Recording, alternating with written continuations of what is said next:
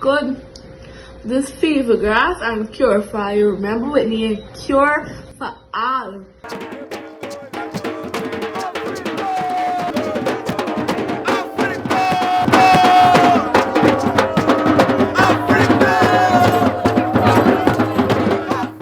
Hello and welcome. What does story say?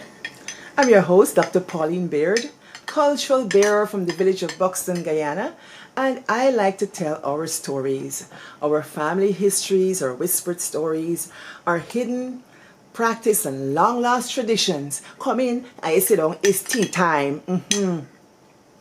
I get the mint in here and the hot water and I'm crushing it. Look, this is how I like my tea.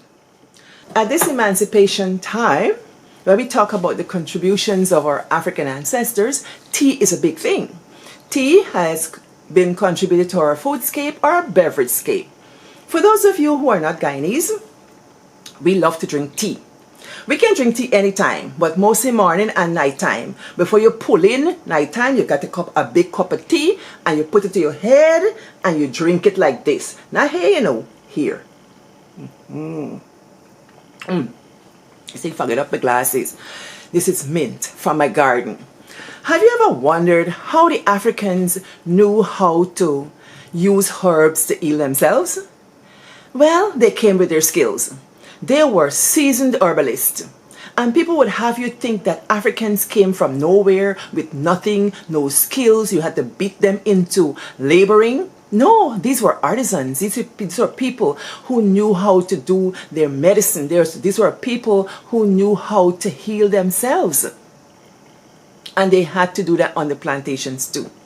They used herbs to heal and to damage. There are stories of what they did with herbs to harm other people. But today we're talking about what the ancestors gave to us. We have all kinds of tea. You get Congo pump. And Congo pump, I was just thinking today, why Congo? You see, a lot of Congos came. I don't know if the Congos decide to name this kind of bush or herb Congo pump, but it reminds me of the people who came to Guyana. They were Congos. They came from the Congo. And we had Yorubas. And you have African people right now who are masters at their herbal medicines and so on. There's a cure for everything. Cure for everything. Bush for everything. In Guyana we say bush tea. How y'all like y'all tea? How you like your bush tea? Put it in the comment. Now, growing up, my grandmother used to make bush tea. Bush tea was something you had every day of the week except Sundays. I never used to like it. But I think the bush tea clean up your skin good. Get a good complexion. Good bush tea was good for all kind of ailments and complaints. Bush was not only for drinking or eating, good to put on the skin for healing of eczema and things like that. Or if you had some condition, they would make a poultice and something like that. So that's what I've learned over the years. Who were the herbalists in your place where you grew up? Now, my village, Buxton, is an African purchased village. And so there were lots of things that Africans did in my village that I've come to appreciate as cultural continuity. If you know Mami Fifi, you know Buxton. Mami Fifi is one of our world-renowned herbalists. People go to Guyana from all around the world when she was alive to find out about her medicine and how she cured people. And the family, they have held the secrets and now it's down to the great-grandchildren. So if you were born in the maybe 40s, 50s, 60s, 70s, 80s, you would have encountered Mami Fifi, if not you, your mother. People who can't get baby, she just clean them out and they can get baby. Those who can't get it up, she got something for them. Those who can't lay down straight, she gets something for them. Those who got belly walk, get something for them. Those who got run-ins, she got something for them. Those who get constipation and they bind and bone, she gets something for them. Mami Fifi was a master at her craft. And the Africans came with that and they passed it down. So in all her generation, they all know Gloria Fifi, all the great-grandchildren, they all know how to do herbal medicine. That's one person I knew in the village. I knew another lady named Sister Prudence. She used to actually sell bush in the city. Now, that was a trade, you know. They go and they back down and so on, and they go about the village and they're picking the bush. They know how to pick bush. Me, you know, for pick bush. But these people knew how to pick bush. I only know a couple of bush that was in my grandmother's yard. Yes, it's a thing. Africans have contributed that to the landscape, and people across cultures drink the bush tea. So take your thing and drink it till your ancestors tell you to stop. Oh, this thing going down good. When I went home to Guyana, Palm Harry, she said, girl, come and take some bush tea now for the sunrise ceremony or worship in the morning, emancipation morning, 1st of August. I said, Pam, I don't like tea. I want no bush tea. She says, what's wrong with you? Come drink the tea, no man. Let me tell you something. A gas take me. I said, let me go and drink this tea. People, I never had bush tea taste so good. I don't know if it's because I've been away for a while and I never had that good teasam. Oh, that teasam hit this spot. And she gave me a good kanki for go with it. Oh la la. That is it. People who are not Guyanese should go. Try a little bush tea and a little kanki. It go down good. Well, today I'm taking the bush tea and the kanki is the coconut biscuit straight from Guyana. Yes, that's what I'm having for the tea.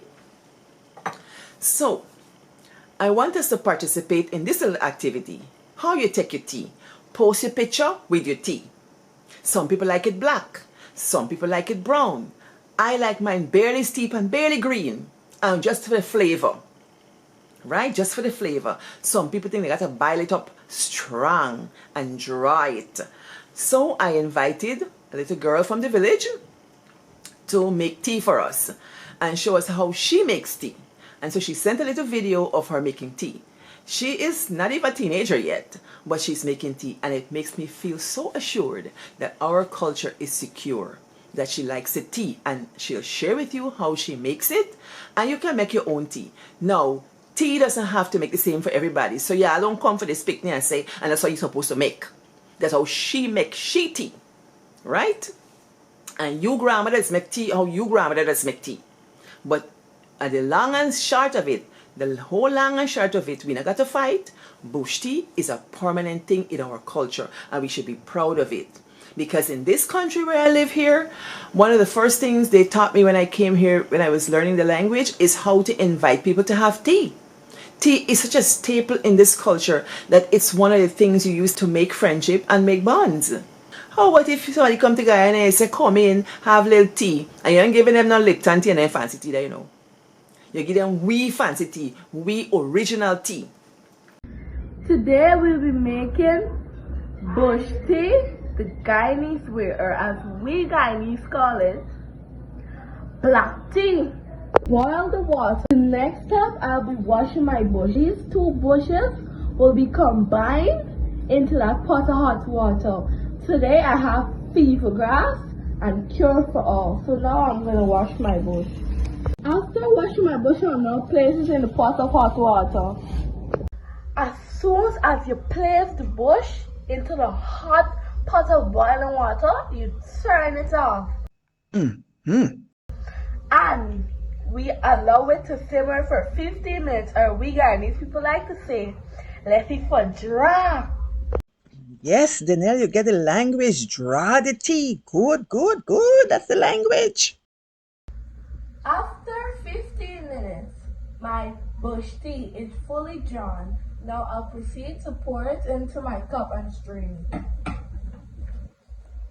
Yes, girls, strain them, strain out all the grumps. Danielle, girl, you make the tea black like how my great aunt Ivy just make it. Look at the color of my bush tea.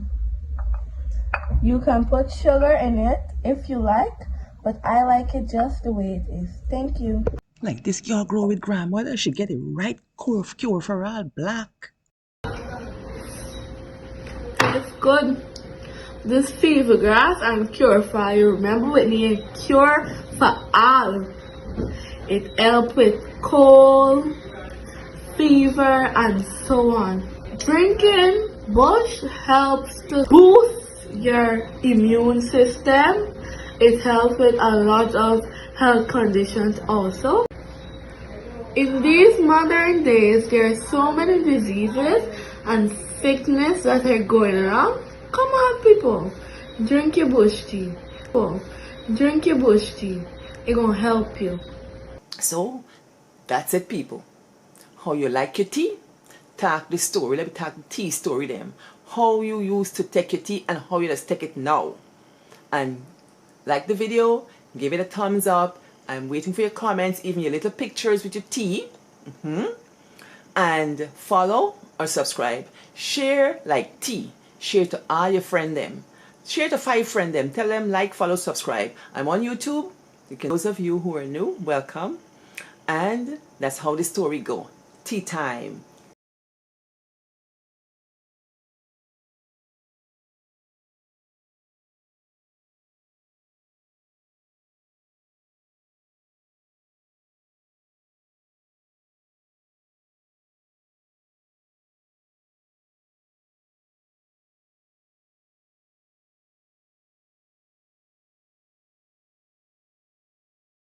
Yes, and you see when before I done this night with this tea, I'm gonna get a little tamarind because I just bring some tamarind from the Caribbean and so, and I just put it in my tea and make a good tamarind flavored tea. I ever had that? Yes. Sometimes I go to Antigua or Guyana or so, I come back with a good 2 pounds of tamarind, dry tamarind, don't shell out. Put it in a container. When I was going to grad school, I got a container with tamarind. I take a spoonful, I put it in my tea, I walk it up so. Me too pour for buy lemon. Who say me want lemon? Tamarind good. With my bush tea. Bottoms up, drink up. Now stop drink, and drink, and drink till the ancestors tell you to stop. Walk good.